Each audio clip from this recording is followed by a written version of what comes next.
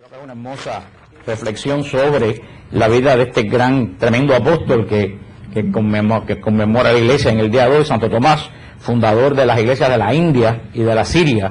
También tenemos que orar por las iglesias orientales en estos días. Sobre todo tenemos que orar por la iglesia de la China, que el Santo Padre ha pedido oración especial durante estos próximos 8 días.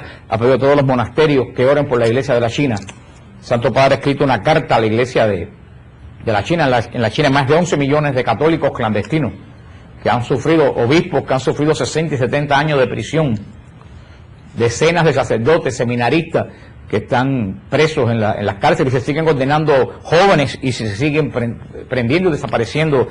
La iglesia china, y sobre todo, no se sabe la cantidad exacta, pero se cree que más de 11 millones de fieles perseveran en la iglesia china. El Papa les ha escrito una carta que el gobierno ha prohibido publicar, inclusive en la internet. Y el Papa ha pedido que estos 8 próximos días toda la iglesia se dedique a orar por la iglesia de la China, una iglesia que ha sufrido muchísimo, que no le permiten ni siquiera la expresión libre de la fe, porque tienen una iglesia nacional controlada por el gobierno que no reconoce la autoridad del Papa. Una iglesia que está sufriendo unas persecuciones. Hace poco murió un obispo que llevaba 62 años en prisión. O sea, horrible ha sido la persecución de la iglesia en la China. En la Revolución Cultural murieron cientos de sacerdotes colgados de los postes de la luz. Y de eso no se dijo nada en el mundo. Es una iglesia mártir. Usted sabe que de la iglesia no se habla. Si llega a ser al revés, que en un país católico matan a un chino, la gritería es... Pero como yo dije en un email que pasó hace poco, parece que la vida de los cristianos no tiene valor en el mundo, sobre todo de los católicos, en el mundo de hoy. Estamos hablando, hemos hablado en la sección del credo de Nicea, creo en un solo Señor Jesucristo, y hablamos la última vez, la semana pasada estuvo la hermana Blanca Ruiz con la clase que nos dio. Estábamos hablando dejamos bien claro las dos naturalezas de Cristo. Dijimos que en Cristo hay dos naturalezas, una humana, totalmente humana, y una totalmente divina.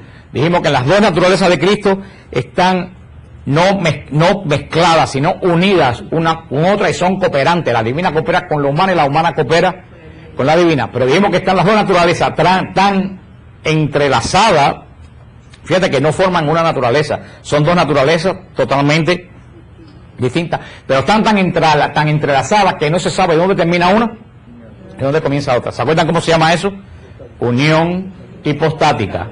Hipóstasis de dos personas, unión hipostática, la unión de las dos personas en Cristo, la naturaleza humana de Cristo y la naturaleza divina, totalmente unidas y cooperantes, formando una sola persona. Por eso dijimos que para entender bien esto, Cristo, toda la humanidad de Cristo, ¿se acuerdan que yo dije que era qué? Se les olvidó. Dijimos que toda la humanidad de Cristo era divina.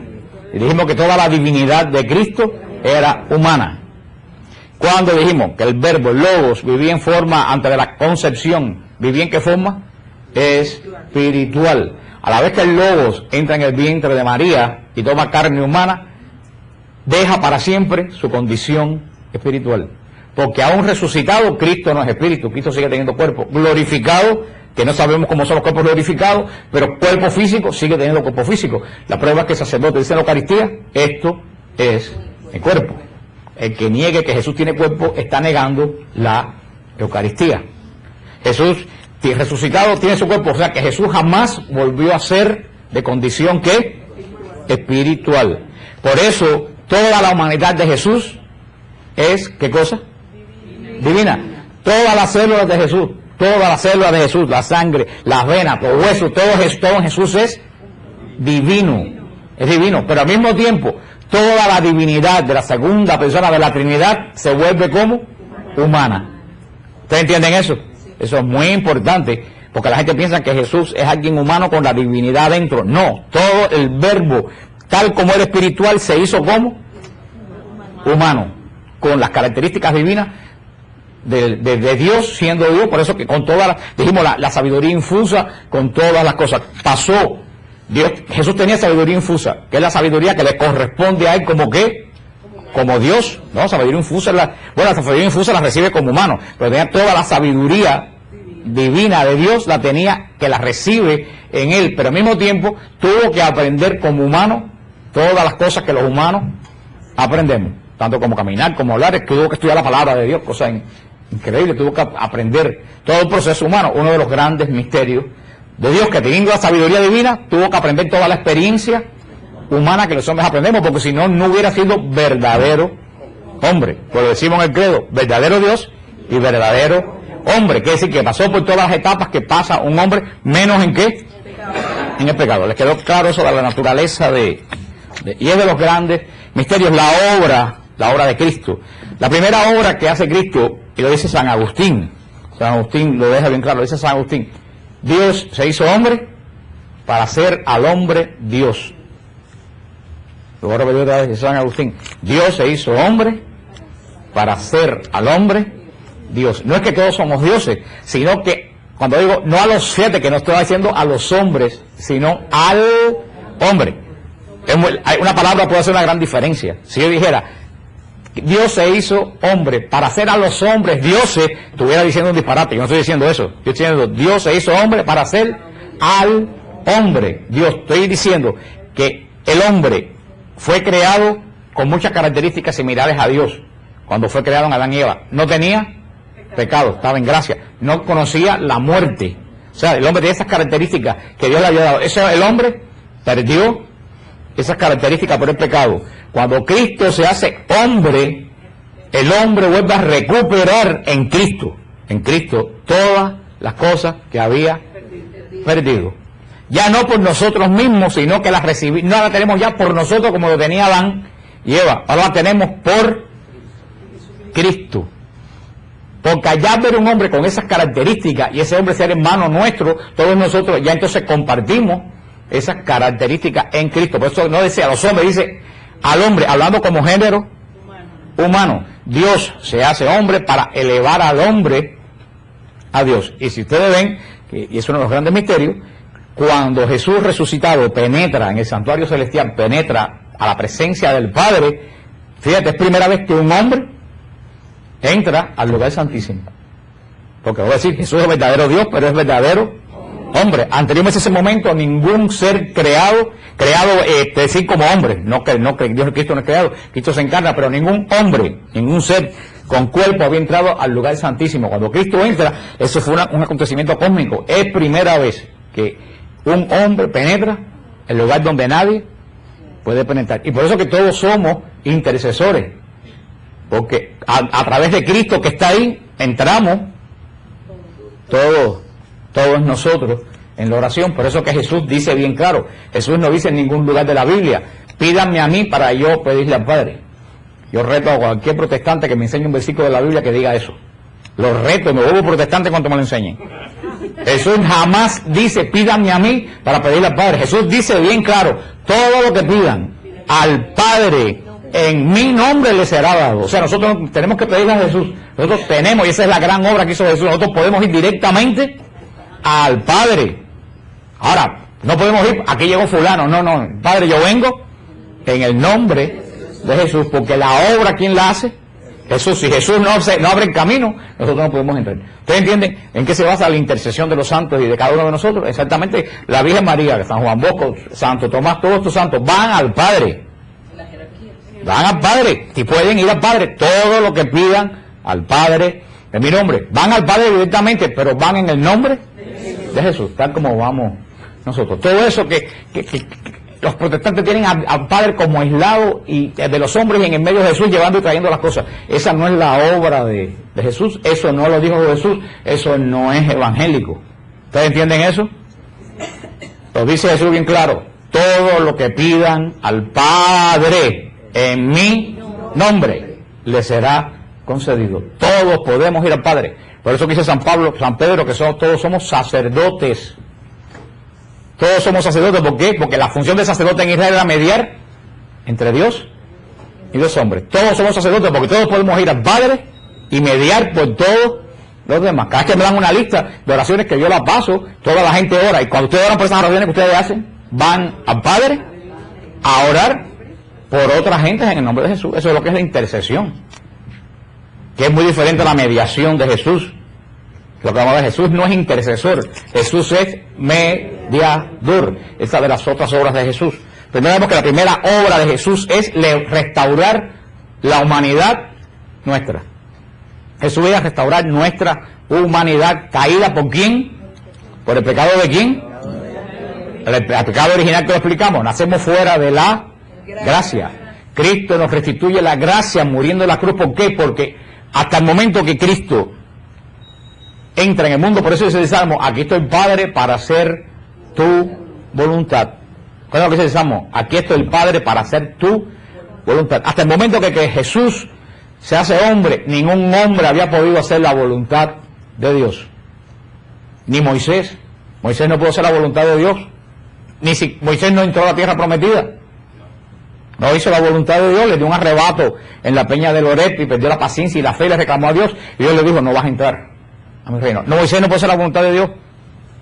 Ninguno de ustedes pueden hacer la voluntad de Dios. Tratamos de hacer la voluntad de Dios. Pero cada vez que un hombre deja hacer la voluntad de Dios, ¿en qué entra? En pecado. Luego entonces, antes que Cristo se hiciera hombre, nadie había podido cumplir la voluntad de Dios. Cristo es el primer hombre que puede cumplir perfectamente la voluntad de Dios. ¿Ustedes entienden eso? Por eso restaura nuestra... es como podemos decir en latino de la calle, que Jesús sacó la cara por nosotros. Yo voy a ser el hombre modelo de que todos ustedes debieron de haber sido si no hubiera habido el pecado de los primeros padres. Y de cual ustedes lo van a poder hacer mientras más se configuren a mí. ¿Ustedes entienden eso? Por eso la primera función de Jesús es restaurar nuestra humanidad. ¿Cómo la restaura Jesús? Pues la primera restauración de nuestra humanidad en nosotros, ¿cómo ocurre? A través del bautismo. Es la primera restauración cuando nosotros nacemos fuera de la gracia. Gracia, no tenemos gracia ninguna, por eso estamos en pecado. Un niño recién nacido sin bautizar no tiene ni una gota de gracia. La inocencia que tiene es natural, no es de gracia. Por eso cuando el niño se bautiza, por obra de la cruz de Jesús y por obra del Espíritu Santo, el Padre lo reconoce como hijo y lo hace hijo adoptivo. Y ahí comienza nuestra restauración, porque viene a nosotros lo que ningún israelita tenía, ni siquiera Moisés. ¿Qué es lo que viene a nosotros? La gracia. A través del Espíritu Santo, ni Moisés ni Abraham, con todos los santos que fue Abraham, tuvo la gracia que tenemos nosotros. Por eso es que dice Jesús que cualquiera en el reino va a ser más grande que Juan el Bautista. Porque ni siquiera Juan el Bautista tenía la gracia. Con todos los santos, el hombre más grande nacido de mujer no tenía la gracia. Porque la gracia no se restituye ¿hasta cuándo? Hasta la muerte de Jesús. ¿Y cuándo es la primera restitución de la gracia en los hombres por primera vez? ¿Cuándo fue? El día de Pentecostés. Fíjate, ¿cuál es la primera acción? La primera acción de Pedro en Pentecostés, bautizar a 3,000. Es la primera vez que 3,000 personas se restituyen a la gracia. Si ustedes van al Sinaí, cuando Moisés bajó de la montaña, 3,000 murieron porque estaban adorando al becerro. Cuando Moisés baja del monte Sión, 3,000 pasan a ser hijos de Dios por el poder del Espíritu Santo. Es la primera vez que se restaura nuestra gracia a la plenitud. Después por la vida, por el crecimiento, por el pecado, por la malicia, nosotros empezamos a perder esa gracia. La empezamos a perder, es el proceso de la vida. Es el proceso de la vida por el pecado. Y entonces la iglesia viene con la segunda restitución de la gracia. ¿Cuál es la segunda restitución de la gracia? Díganlo sin miedo. ¿Hay gente que dice eso? No. La segunda restitución de la gracia es la confesión. La confesión, porque cada vez que tú pecas, pierdes toda la gracia. Cuando tú te confiesas, la gracia se restituye a ti. Esa es la segunda restitución de la gracia con la confesión. ¿Y cómo aumentamos esa gracia que recibimos en la confesión? Con la Eucaristía. La Eucaristía es chorro de gracia porque nuestra alma está limpia. Está llena de gracia. La Eucaristía es gracia sobre gracia. Esa es la primera obra espiritual de Cristo. Ahora Cristo ha hecho otras obras. Dijimos, o sea, la primera obra, la restitución de nuestra humanidad. En Él nosotros somos restituidos en Él. Pero eso dice San Pablo en Romanos 6, que cuando tú te bautizas, a ti te injertan. Te injertan. Esa frase de San Pablo es genial. Dice, cuando tú te bautizas, te injertan en Cristo. Los que han hecho alguna vez injerto, han visto cómo se hacen injerto de piel o en una mata. Cuando se hace un injerto de piel, ¿qué se hace? Se coge otra piel extraña y se pone en la tuya. ¿Y qué hace esa piel? Se pega ahí, ¿pero por qué? Porque absorbe todos tus fluidos vitales. Si no, como le pasó a la pobre María, que pasó tanto con el pie, que le pasaba a María, que el pedazo de pieles que le ponían no se asimilaban al cuerpo. Así pasa cuando uno cae en pecado. Así pasa cuando uno cae en pecado. Pero cuando a ti te bautizan, a ti te injertan, te pegan. ¿A quién? A Cristo. Y tú empiezas a recibir de Cristo como el injerto de una planta. Empiezas a recibir la savia. ¿Qué empezamos a recibir nosotros? La gracia de Cristo. Y así como el injerto de la piel se pega y crece y se pone rosado de la mata, la yemita que ponemos sale una rama y da flores, da fruto, de lo que sea, así nosotros empezamos a crecer de la sal, de la gracia que recibimos de Cristo. De Cristo. San Pablo explica perfectamente ese. Por eso nosotros decíamos cuando estudiábamos, y me acuerdo cuando lo decíamos esta frase, que todo lo que es en Dios por naturaleza, en nosotros, ¿sabes por qué? Es por gracia. Dios es santo por naturaleza. ¿Nosotros somos santos por naturaleza? No, somos santos ¿por qué? Por la gracia. Dios es inmortal por naturaleza. Nosotros somos inmortales, no. Nos volvimos inmortales, eternos, ¿a través de qué? De la gracia. O sea, lo que en Dios es por naturaleza, lo que es porque nosotros lo recibimos por la gracia. La gracia, que nadie sabe definir qué cosa es esa, dice la Iglesia, que es la amistad de Dios sobre nosotros, esa comunión que se forma entre Dios y el creyente, donde fluyen todas las bendiciones de Dios a la vida de uno. La segunda obra de Jesús es la mediación. Ya lo dijimos, todo el Antiguo Testamento está lleno de tantos disparates y de tantos problemas de Israel. ¿Por qué? Porque no había mediador. No había mediador. Dios estaba encerrado en su trono, se cerró el cielo para los hombres. Cada vez que el hombre pecaba, ¿qué pasaba? ¿Dónde se quedaba ese pecado?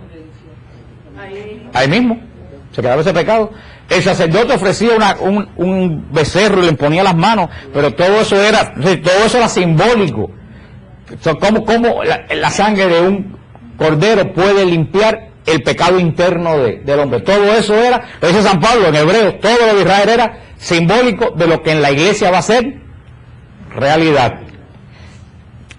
A ver, Mita, porque ellos no atienden a la gracia en el templo porque están viendo cómo tú alas el cordón. Somos niños espirituales, ¿no? Y no en el buen sentido de la palabra. Vuelvo a repetir lo que estaba diciendo, porque después, que como si nunca lo hubiera dicho,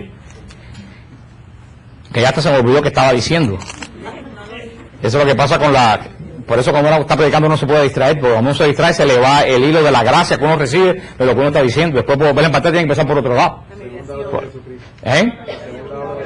Sí, la de la mediación, pero no me acuerdo en sí qué es lo que estaba diciendo. Seguiremos. No se apuren a decirme, porque eso ustedes tienen que entender. Cuando uno predica con la mente, porque estudió algo, lo puede cantar de nuevo, porque se lo sabe de memoria, pero cuando tú predicas bajo el espíritu, y tú te vas a lo que estás diciendo, tú no puedes volver a agarrar, tú puedes empezar a decir algo nuevo, pero no puedes agarrar lo que tú estabas diciendo, porque la sintonía que tú tienes, se va. Y yo no predico aquí por estudio, yo predico aquí por espíritu. Por eso empezamos con alabanza, porque aquí nosotros no damos temas intelectuales, damos temas espirituales. La mediación de Jesús, cuando Israel, ahí es donde yo estaba, cuando Israel pecaba, Israel era así un símbolo de redención, que San Pablo dice en Hebreos que todo lo que en Israel es simbólico, en nosotros es realidad. O sea que todos los ritos de Israel, más que nada eran, ¿qué cosa? Simbólicos. Descargaban el pecado sobre un animal, mataban el animal, pero como dice San Pablo, Cristo cuando entra al cielo no lleva en las manos sangre de toro, lleva su propia sangre. Por eso en Israel los pecados se quedaban y la ira de Dios caía sobre Israel, porque entre Dios y el hombre, porque hay que tener cuidado, Dios es bueno y Dios nos ama profundamente, pero Dios no es bobo. Yo que hablaba el otro día en el retiro con unos hermanos, hablamos en un momento ahí. Una madre dice, no, porque Dios es un padre y puede perdonarlo absolutamente todo, por eso no hay infierno ni hay. Yo no, espérate. Mucha gente lo dice, digo, frena. Una madre ama tremendamente a su hija. Vaya, se va a amar a la hija, y de verdad que ama a la hija. Y la muchacha llega un día y dice, mami, estoy trabajando de prostituta. Y la madre dice, ay, qué bueno, ¿cuánto te pagan? ¿Eso es amor? ¿Ustedes creen que eso es amor? No, Dios no es así tampoco. Una persona que ama busca lo que es justo Y lo que es bueno y lo que es malo, es malo. Y tiene que tener corrección lo que es malo. Y si esa muchacha no quiere cambiar y reniega de todo porque prefiere lo malo a la casa, la madre tiene que desprenderse de esa muchacha porque le corrompe el resto de la familia. Así mismo es Dios, eso es justicia. Dios nos ama profundamente, pero Dios no es bobo. Por eso no vayan a pensar que Dios se cansa de perdonar, pero no es bobo. Dios es justicia. Por eso, en Israel, cuando la ira de Dios se desataba sobre Israel, no había quien la detuviera. Una vez Moisés la detuvo. Le dijo a Dios, acuérdate de Abraham, de Isaac y de Jacob y de la promesa que tú le hiciste a ellos. Y Dios, eso es intercesión. ¿Qué hizo Moisés? Intercedió. Le dijo, no lo haga por ellos, hazlo por Abraham, por Isaac y por Jacob, que estaban muertos hace cientos de años. Como tú dices, Señor, hazlo por San María de Jesús crucificado. Y Dios redetuvo la ira. ¿Por qué? Porque Moisés le recordó que él tenía un pacto con esa gente y Dios no puede ser infiel a su pacto. Pero entonces, por eso la ira de Dios caía sobre Israel con tanta frecuencia en el Antiguo Testamento. Por eso los pecados, dice el Antiguo Testamento, que se quedan en la familia por 6, 7 y 8 generaciones, porque no había redención. ¿Ustedes entienden eso? Llega Jesús nos redime. Después que Jesús nos redime, Jesús no solo basta con redimirnos. Cuando Jesús sube al cielo en el Monte de los Olivos, que entra en la gloria, Jesús no entra a descansar y sentarse a descansar a un lado del Padre. Jesús entra, lo dice San Pablo en Hebreos 9, muy claro. Jesús entra a asumir su función como sumo y eterno sacerdote. ¿Qué es lo que hacía el sumo sacerdote de Israel? Mediar entre el pecado de Dios y los hombres. ¿Con qué lo mediaba? Con sus pobres medios. ¿Qué medio? Un animal, la ceniza y echar la sangre del animal. Ya Jesús va a entrar al Santo de los Santos no con la sangre de animales, sino con su propia sangre, y va a comenzar la función de Jesús de mediador entre Dios y los hombres. Pero no mediador de llevarle mensajes míos al Padre, porque Jesús no tiene que dar mensajes de nadie. Nosotros vamos al Padre. Nosotros podemos ir al Padre en el nombre de Jesús, pero nosotros podemos ir al Padre en el nombre de Jesús, pero es algo que nosotros no podemos hacer. Nosotros no podemos mediar por los pecados de los demás. Ninguno de ustedes puede mediar por los pecados de los demás, porque para mediar por los pecados te falta la sangre del sacrificio. ¿Y quién es el único que tiene la sangre del sacrificio? Jesús. ¿Ustedes entienden eso? Nosotros podemos interceder en el nombre de Jesús, pero no podemos mediar. La función de mediar de los pecados es propia del sumo sacerdote, y el único sumo sacerdote que hay es Jesús. Por eso Jesús es mediador. No es un llevitrae de mensajes. Jesús está todo el tiempo mediando. ¿Mediando por qué? Por los pecados de todo el mundo, porque la obra de la redención no se ha acabado. Porque si la obra de la redención se hubiera acabado, si ustedes pecan mañana, ustedes no tuvieran redención entonces. ¿Por qué tenemos perdón? Porque la redención no se ha acabado. Ustedes pecan y ¿qué hace Jesús allá arriba? Media por ustedes. Se va a acabar un día. Aunque no nos confesemos enseguida. Si desde que tú te arrepientes. La confesión es el sello del perdón, pero desde que tú te arrepientes, ya Dios entra, te acepta. El sello de la confesión, porque Jesús lo dijo así, y si Jesús lo dijo, nadie se escapa de eso. Pero el primer paso del perdón de Dios es el arrepentimiento. Por eso que todas las noches hacemos acto de contrición. Pues si las moscas. Por eso que hacemos acto de contrición. Porque desde el momento que tú te arrepientes, Dios acepta, porque Jesús está mediando. Claro, tú no estás sellado en ese perdón y olvido de Dios hasta que el Espíritu Santo no te sella en el sacramento de la confesión. Pero Jesús, ese es el objetivo de Jesús. Pero la mediación de Jesús se va a acabar. ¿Cuándo se va a acabar la mediación de Jesús? Cuando regresa a juzgar vivos y muertos. Por eso, ahí, aunque clamen y griten, cuando Jesús venga, aunque clamen y griten, perdóname, Señor, no va a haber perdón. ¿Por qué? Porque delante de Dios no va a haber nadie. Van a estar como en la época de Israel. ¿Cuándo va a ser eso? No sabemos. Cuando el número de los redimidos tenga que estar completo. No sabemos cuándo eso va a ser. Pero usted entiende lo que es, porque los protestantes confunden intercesión con mediación. Ustedes entienden ya que es intercesión, que no es mediación. Nosotros todos podemos interceder, nosotros ninguno podemos mediar. Jesús media, pero no intercede. Su función no es de intercesor, es de mediador, que es una acción totalmente sacerdotal. Por eso es un error, un tremendo error en la renovación carismática en algunos lugares, decir vamos a hacer una oración de sanación de los pecados de la familia. No existe. Después de la redención no hay pecado de otra persona que tú cargues. Los pecados son totalmente personales. Y por eso los protestantes están perdidos, porque ellos van a buscar doctrina ¿dónde? En el Antiguo Testamento. En el Antiguo Testamento no había, ¿qué cosa? Redención. Los pecados se quedaban. Ahora es redención. Nadie carga los pecados de nadie. Los pecados son personales. A la vez que un muchacho se bautiza, en pecado ahí quedó. Qué lindo, se bautizó, se le quitó el pecado original, pero le quedó el pecado a huevo. Eso no tiene, eso va en contra de la misericordia y la ley de Jesucristo. Ahora, hay patrones de conducta que se traspasan en la familia, no por pecado, sino por experiencia humana. Un padre abusador, lo más seguro que engendre un hijo abusador. No porque le pasó el pecado, porque ese muchacho se crece viendo y aprendiendo que se abusa. Un padre borracho posiblemente tenga un hijo borracho. Una por un problema genético, o otra porque las veces que lo ven, dicen, mira qué lindo, y el chiquito coge la botella de cerveza y todo el mundo lo ve como de gracia. No, están engendrando un borracho. No por el pecado del padre. ¿Ustedes entienden lo que les quiero decir? Se traspasa, no pecado, ¿qué es lo que se traspasa? Patrones de conducta, y hay que orar por romper eso, pero es un disparate decir que se está rompiendo un pecado generacional, a no ser que haya un pacto satánico en la familia. Eso es otra cosa, totalmente diferente, a no ser que haya un pacto satánico en la familia o algo ahí que se hayan atado generaciones, pero eso es otra cosa. Estoy hablando que no se transfieren pecados. ¿Cuántas madres me quedan a mí? Me dicen padre Frank en el EWTN, y ya yo he desistido de decir que yo no soy padre porque nadie escucha lo que yo digo, pero bueno. Dicen, padre Frank, mi hijo se va a afectar porque hizo tal cosa. Dios no traspasa los pecados de los padres. ¿Lo dice la Biblia? Sí, lo dice la Biblia. Ese es el peligro de leer la Biblia sin tener conocimiento. Lo dice la Biblia, ¿pero dónde? En el Antiguo Testamento. El Antiguo Testamento tiene una situación totalmente diferente. No tiene mediador y no tiene perdón de los pecados. Todo. Por qué Dios no nos castiga hoy en día como castigaba a Israel?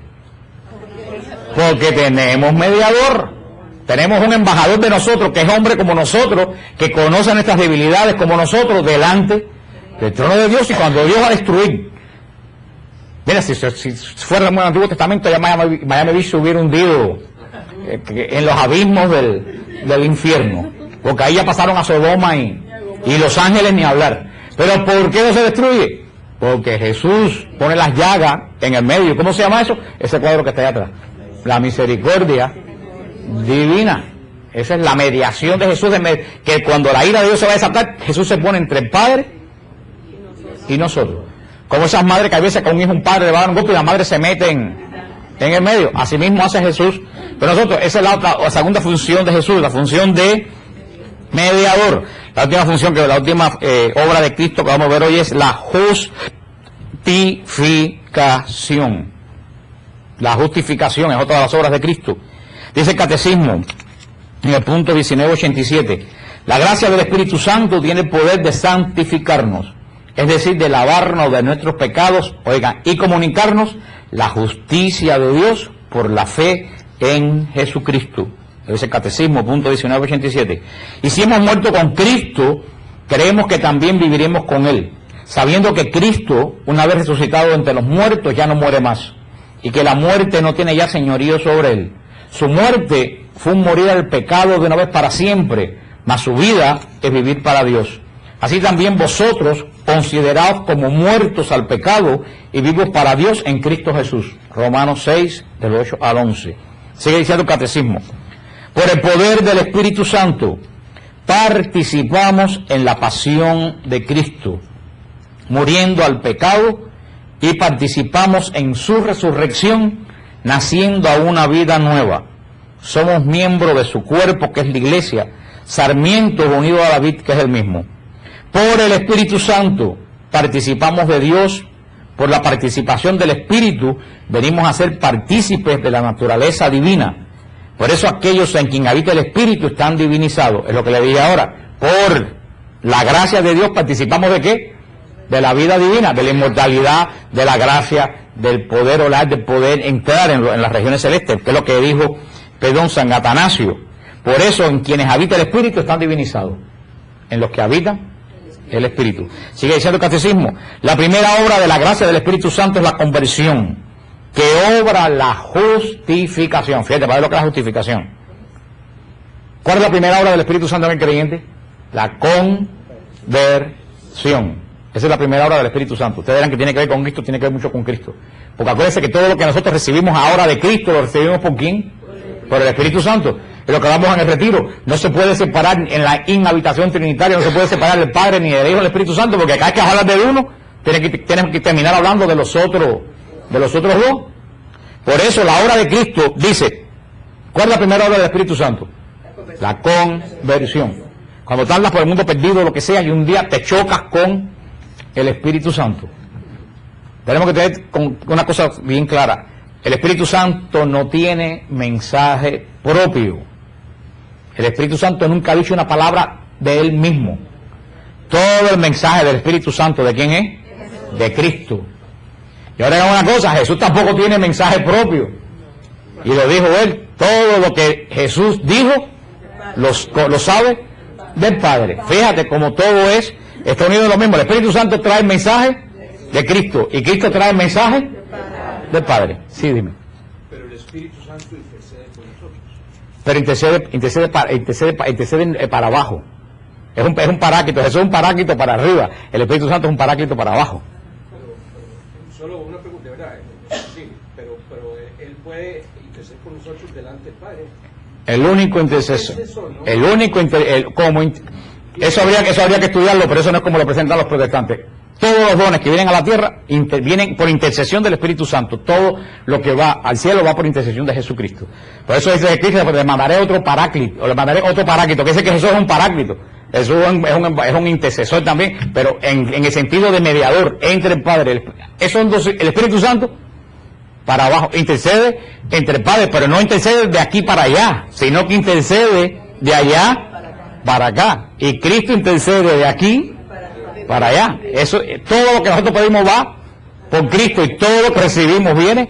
Es un intercesor también, pero no en el sentido que lo es Cristo. ¿Entiendes lo que te quiere decir?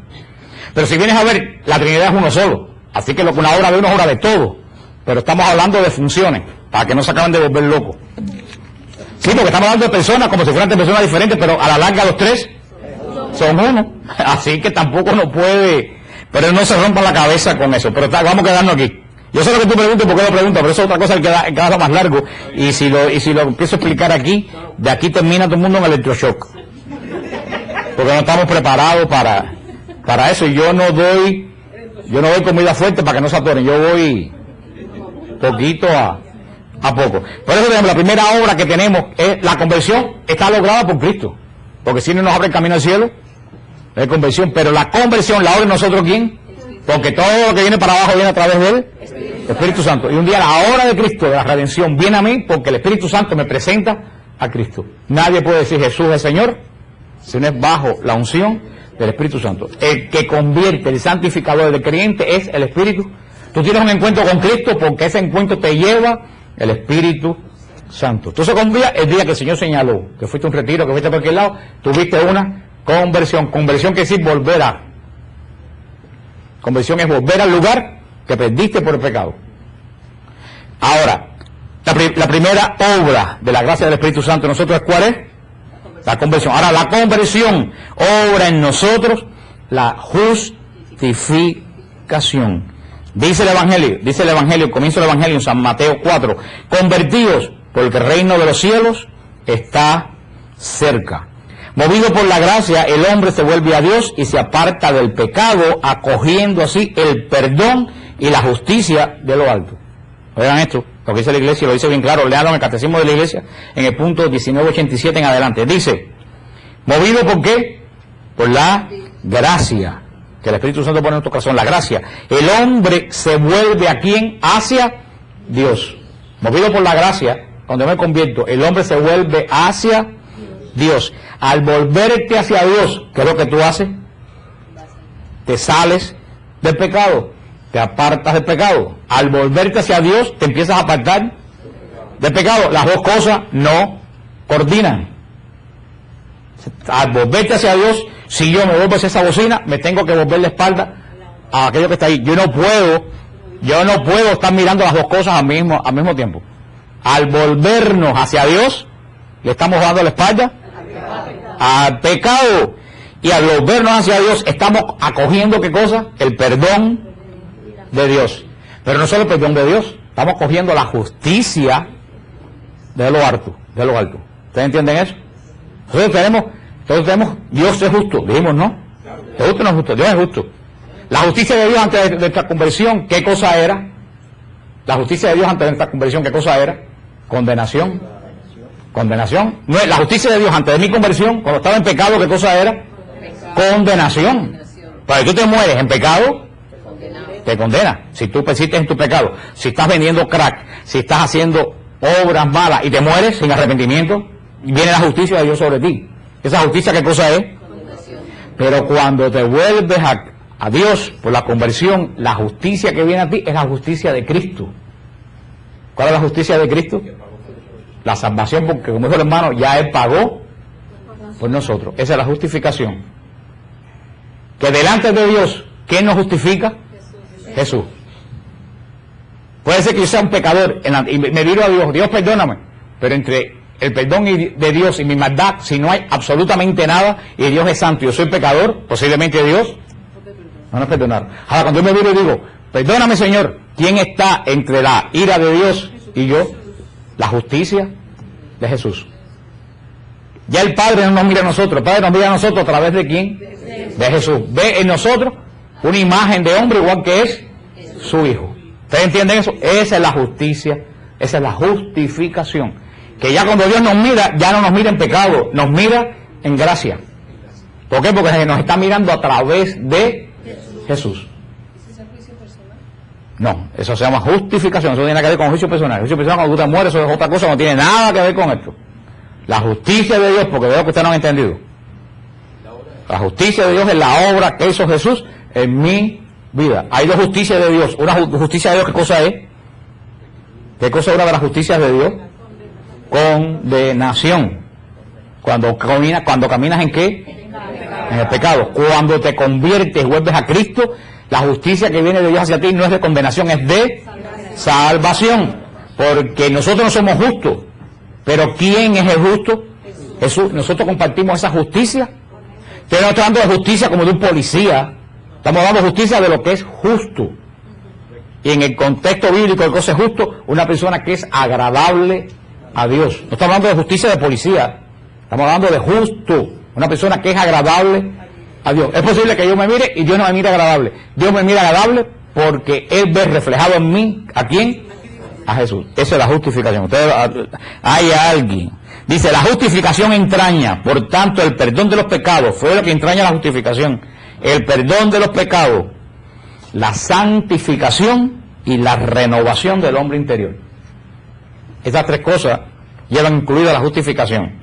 ¿Cuál es la primera cosa que trae la justificación a mi vida? El perdón de los pecados. Yo me convierto, yo me viro a Dios, Dios me justifica porque me perdona los pecados. ¿Por qué? Por la obra de la cruz de Jesucristo. Jesús cargó ya esos pecados.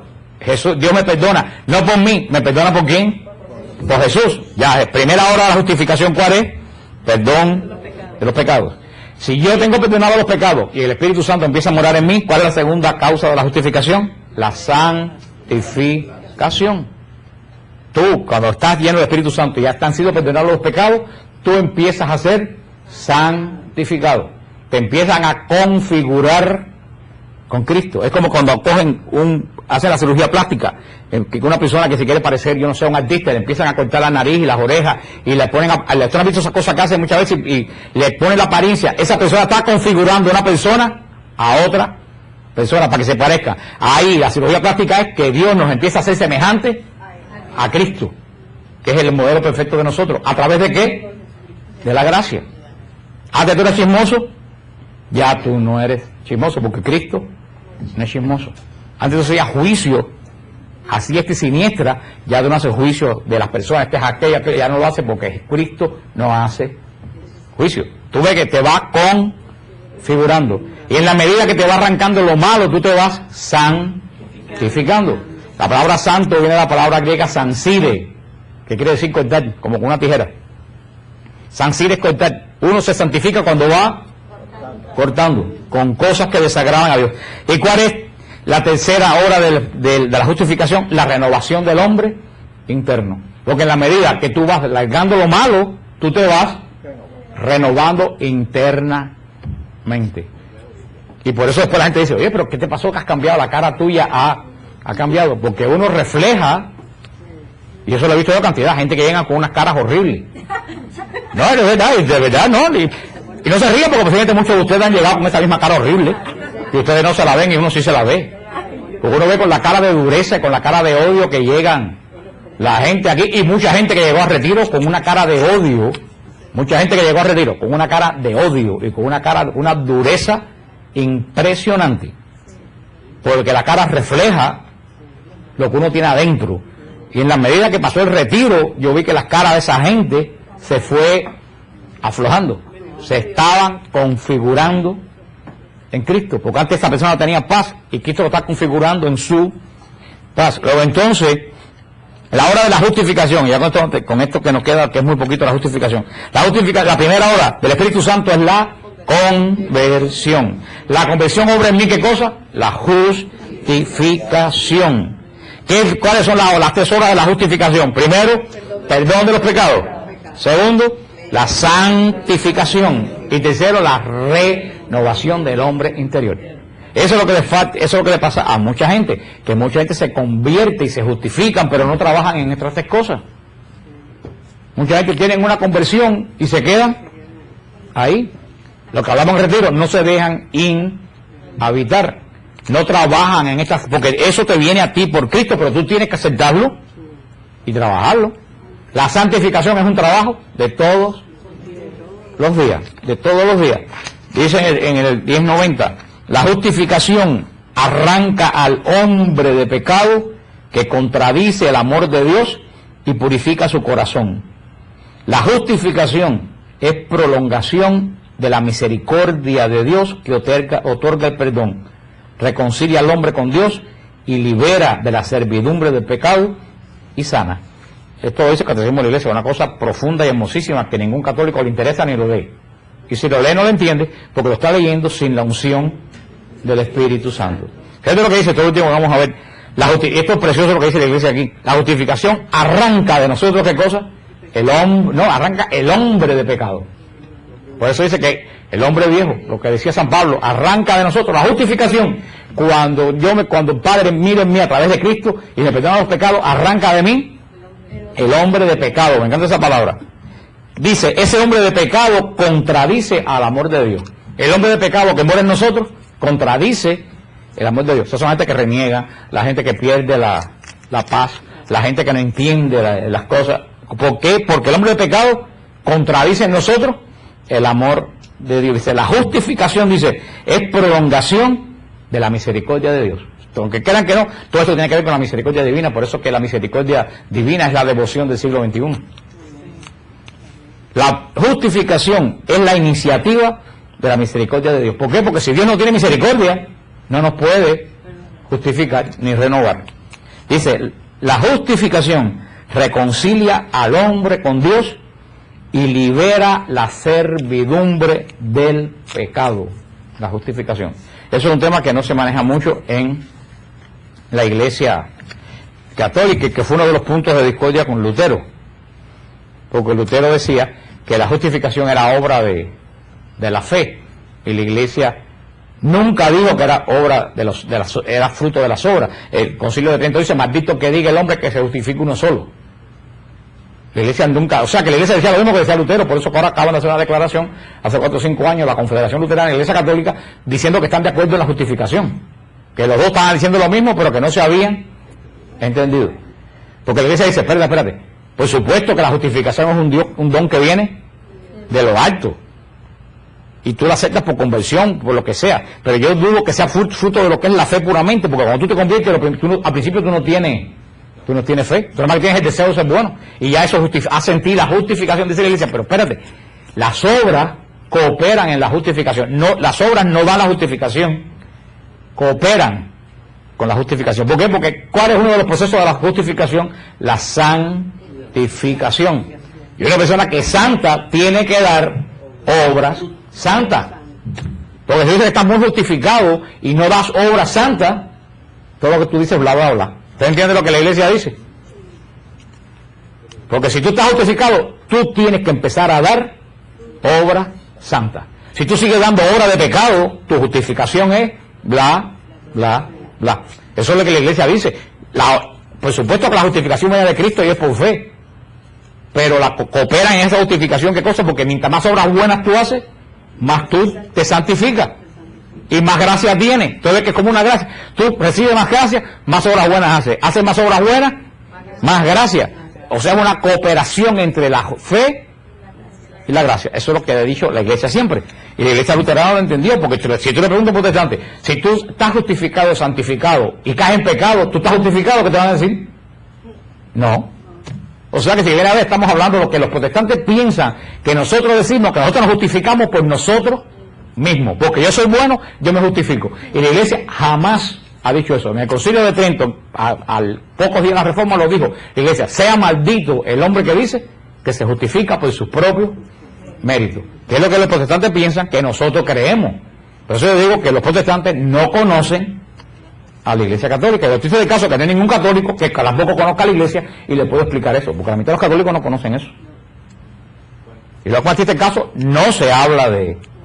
Yo entiendo que no se hable de eso porque es un tema muy profundo, pero nosotros estamos para crear hombres profundos, no para seguir en la bobería. Por eso les digo a ustedes que lo que tienen que hacer en esta semana es leerse bien la sección de la justificación en la iglesia, porque vamos a seguir hablando la semana que viene, que comienza en el punto 1987 y termina en el 1995. Si entran a Siloé, en Siloé tienen el catecismo de la iglesia. En el catecismo de la iglesia pueden buscar desde el punto 1987 hasta el punto 1995. Y ahí pueden ir esta semana leyendo y leyendo y leyendo para que sepan de qué yo voy a estar hablando la semana que viene, porque después de la justificación vamos a hablar de la expiación, que es otra de las obras de Cristo. Y hemos hablado de dos obras de Cristo y una que empezamos a hablar. Hablamos de la regeneración de nosotros como hombres que nos ha hecho hijos de Dios. Hemos hablado de la mediación y estamos hablando de la justificación.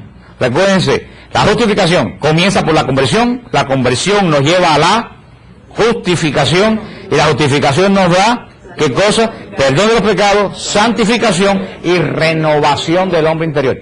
Porque no solo basta con la santificación, si tú estás en santificación, tú tienes que tener renovación del hombre interior. Porque si tú te santificas, tú no puedes quedarte exactamente como estabas ayer. Tienes que ir siempre mejorando, siempre mejorando.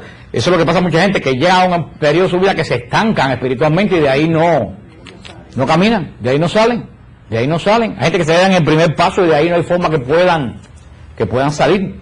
Porque esto es una obra del Espíritu Santo, pero también necesita nuestra cooperación. ¿Por qué el Espíritu Santo necesita nuestra cooperación? Porque somos hombres libres. Yo voy a dejar para la pregunta. Somos hombres libres. El Espíritu Santo no fuerza a nadie a la conversión. Todo esto obra en mí si yo lo dejo y lo quiero.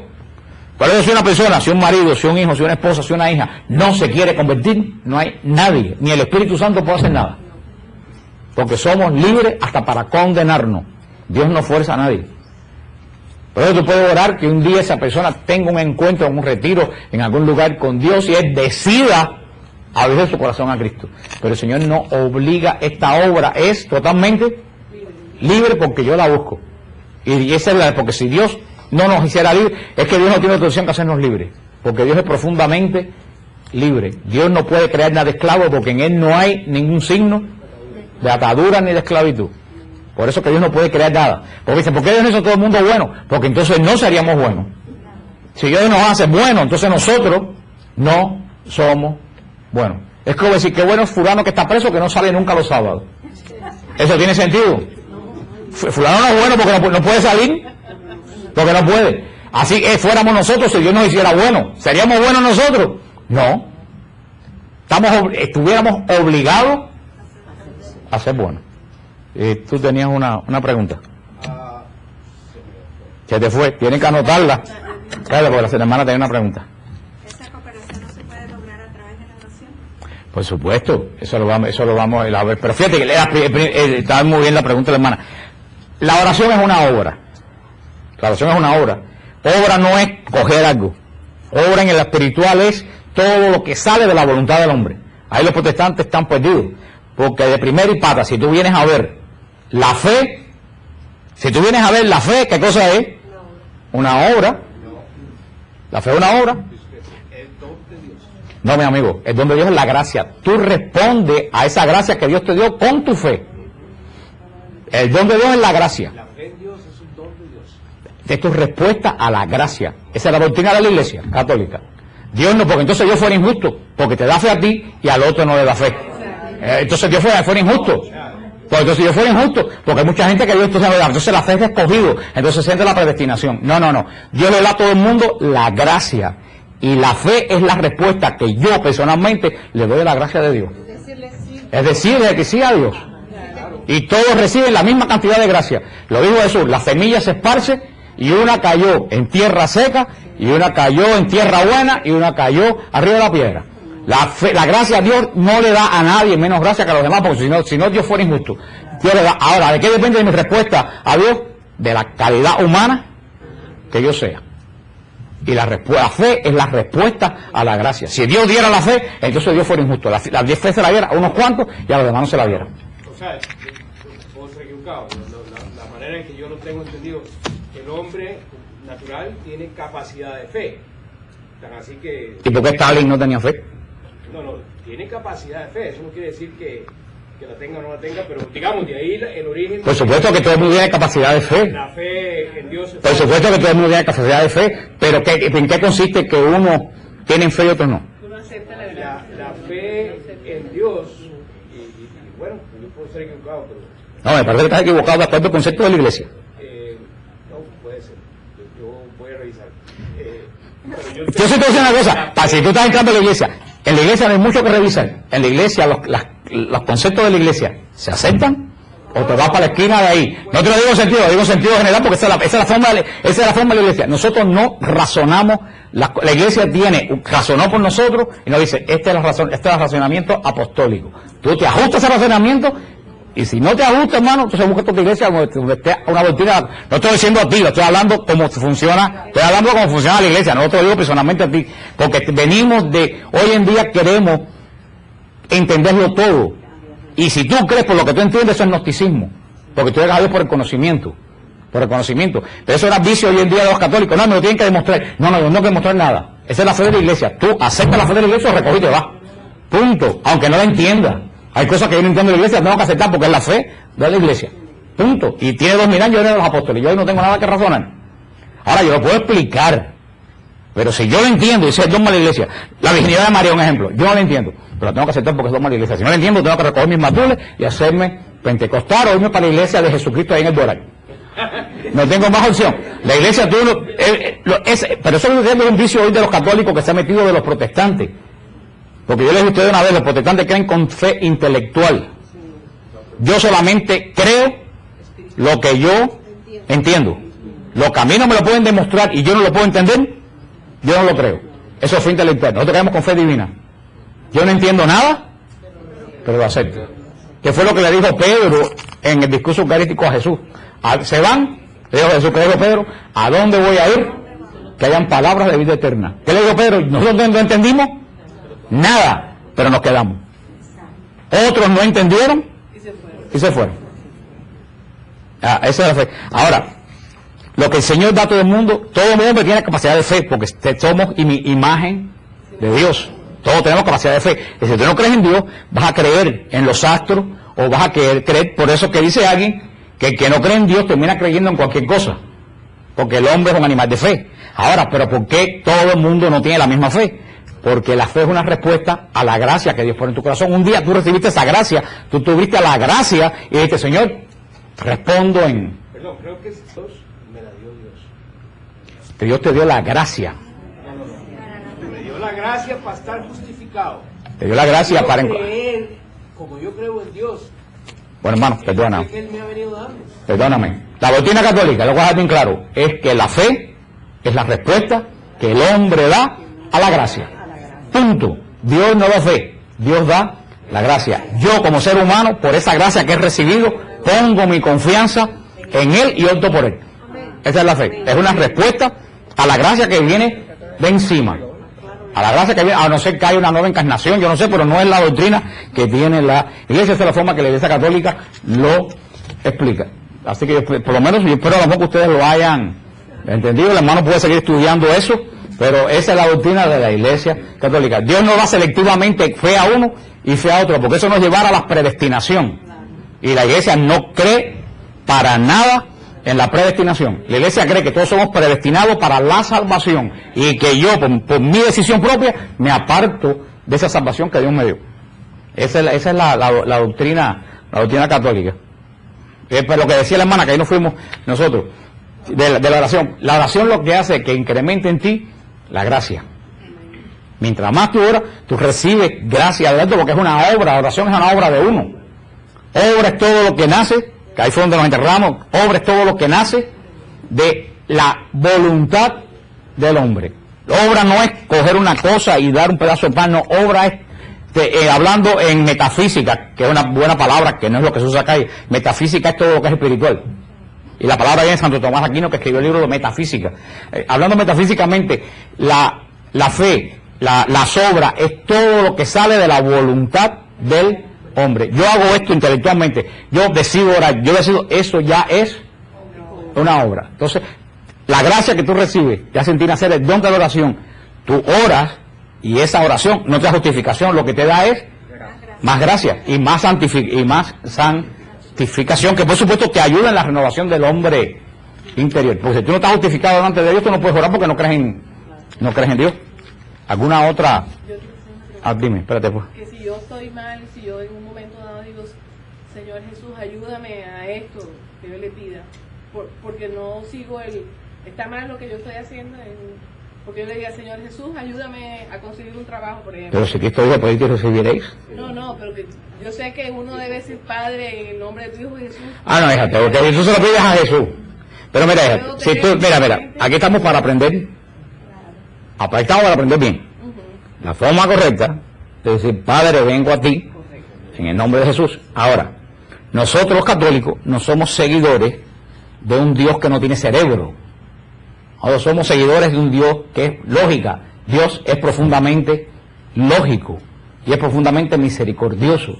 Nosotros no creemos en un Dios que está sentado en el trono celestial con la Biblia en la mano, diciendo, aquella no está yendo por lo que debe ser, no la voy a oír.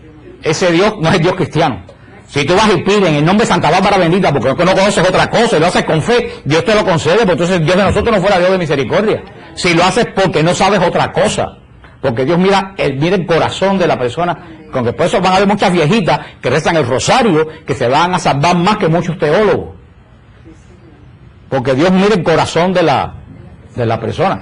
Estamos aquí para aprender. La oración debe ser, Padre, vengo a ti en el nombre de Jesús. Pero tú dices, ay Señor, Jesús, ayúdame. Y el Padre decir, pues no la voy a ayudar porque no está haciendo las cosas como yo. Eso es un Dios que no es el Dios de nosotros, es un Dios azteca o un Dios romano, pero no es el Dios de los cristianos. Dios es profundamente misericordioso.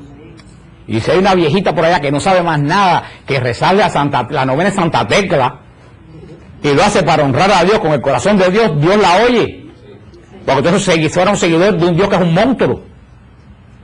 Y lo dice Jesús, si un hijo de ustedes les pide pan, ustedes le dan un pescado. Le dan una piedra, y si les piden un pescado, le dan una serpiente.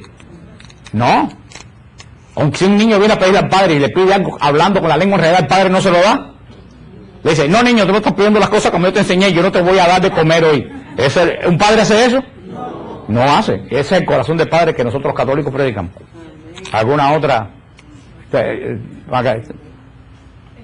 al servicio de la gracia, por medio de las obras, que es rezar el rosario, los sacrificios, Todas las buenas obras, el por amor, las cosas que tú haces. entonces te sube la fe. Dios te bendice. Con más gracia. te da más fortaleza. Pero la fe viene de lo alto. La gracia viene de lo alto y la respuesta de eso fue una comunión con esa fe. Cuando tú haces buena obra, Dios te da gracia y te santificas más. Porque yo encuentro que rezar el rosario, lo más frecuente que puedes hacerlo, ponerlo en el carro, ponerlo en la casa, y decirle a la Virgen, reemplázame el corazón por el tuyo, igual que a Jesús, te da una gracia.